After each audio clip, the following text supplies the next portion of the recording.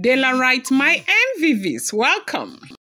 Sacred midnight meeting. Giesi elders secure Tadenikawo's new royal position, pledged to protect Queen Naomi and Oni of Ife and their son from any rivals or any rivalry, right?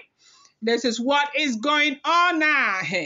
It is not a smart thing, no. They said the tides are falling in pleasant places for our baby girl. Oh, Lord, Naomi. Dr. Prophetess, the most gorgeous, the most sweetest. Nami's enemies, where when they make on a gather, make on a gather. Well, So let me give you the full gist of how it all happened. It was, sometime around midnight at the palace in Ile-Ife when the oldest elders of Giesi royal dynasty, the ruling house of which the Oni of Ife comes from, quietly gathered at the inner chamber. They didn't want outsiders to, catch wind of what they were planning, because the matter was extremely delicate. These were not just any elders, they were the direct custodians of the lineage, the kingmakers, the one whose words are almost like decree when it comes to protecting the throne and the future of the dynasty. The core agenda of that night was to finally seal and secure young Prince Tadenikawo's royal position. As many of you already know, Tadenikawo is the, first son of the Oni of Ife and Queen Naomi, the boy who carries the direct royal bloodline that can inherit the sacred stool of Oduduwa in the future.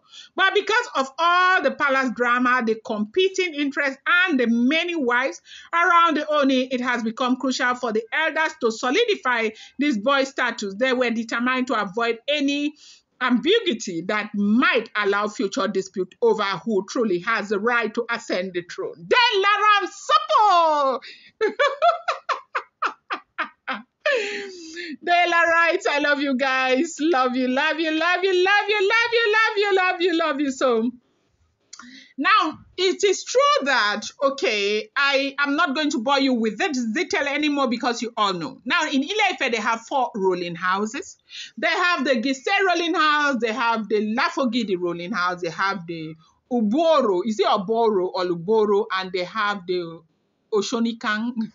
Sorry, please, I think I've forgotten the name of these ruling houses, right? Now, in Ile-Ife, the way their kingship, comes in Ile-Ife, any boy that is qualified from these 4 ruling houses can become king in Ile-Ife. And that was why in 2015, they had 47 princes who contested that position with the Oni of Ife.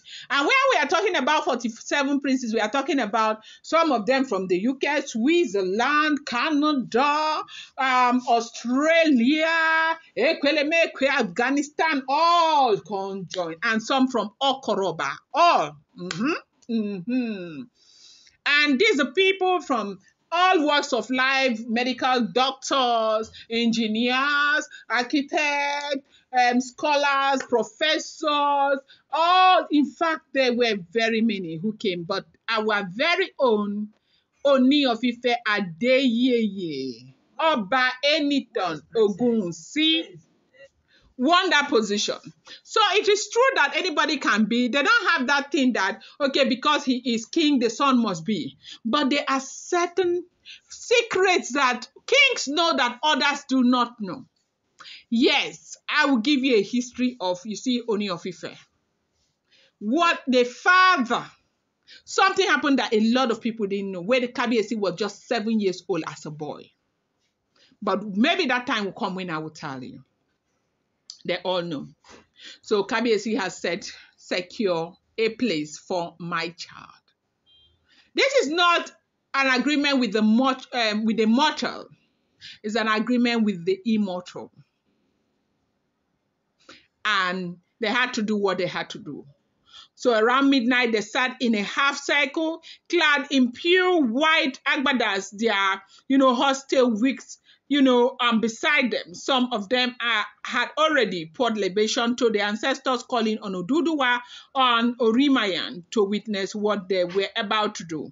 One after the other, they spoke on how history could be jeopardized if Tadenikawo's place wasn't fully protected, citing examples of past disputes that had torn the kingdom apart for decades. You could see how deeply worried they were, because if there is one thing the Yoruba people got jealousy, it is the continuity of royal houses, especially in Ile-Ife. This is a big deal.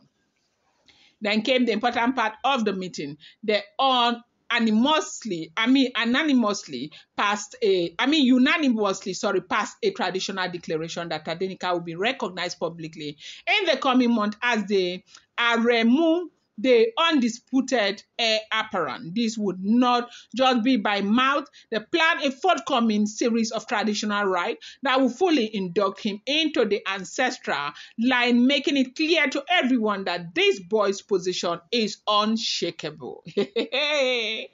Now, why is this such a big deal? It's because within the palace walls, there have been subtle but fierce rivalry. Some of the other wives of the Oni have quietly hoped that perhaps their own children might somehow grow into prominence and take a claim in the royal heritage. You know how these things work. Power attracts all manners of ambition. So by so doing, the Giesi elders were basically cutting off any future argument before they even arise. But sometimes it's good for you not to be too over ambitious, because when you do some things, you might not know that you're showing them that, look, there is a likelihood that there might be problem in future, and they'll become very careful. You know why this is happening? This is actually happening because of that move that Ebony made when she gave birth to, her son, where she pronounced that boy the crown heir, the crown prince or whatever. I think that is where all of this is coming from right about now. When she gave birth to that her son, she started dragging position. She didn't know that she was giving Kabiyesi an idea. Kabiyesi kept quiet. Everybody was blaming him. Why is he not saying anything? Why will he say he is king? He already knows what he will do, and that's exactly what he's doing now. They say the elders also moved into what many people have called the most touching part of the night. They pledged to protect Queen Naomi, herself from palace politics and, rival attacks, because here's the honest truth. Queen Naomi, even though she has often stayed away from the palace after their separation, remains the mother of the heir.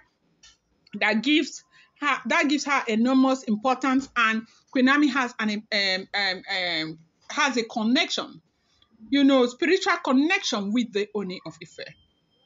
And there's nothing anybody can do about it.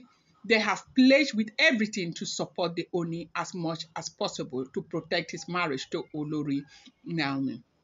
I say when God comes in a big way. I'm going to bring you more updates. Do not forget that these are all alleged rumors. Unverified information making the rounds on social media and should not be seen as fact.